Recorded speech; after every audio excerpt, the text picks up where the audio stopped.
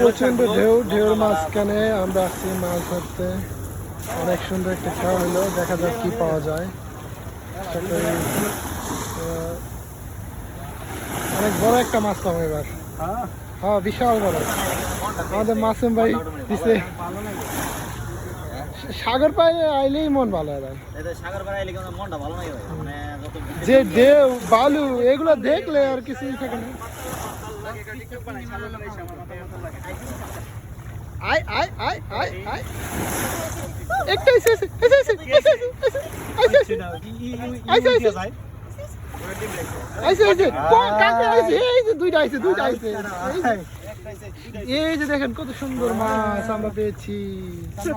Wow! Uncle বস্তা দেন, বস্তা দেন, এরকম আইবো না না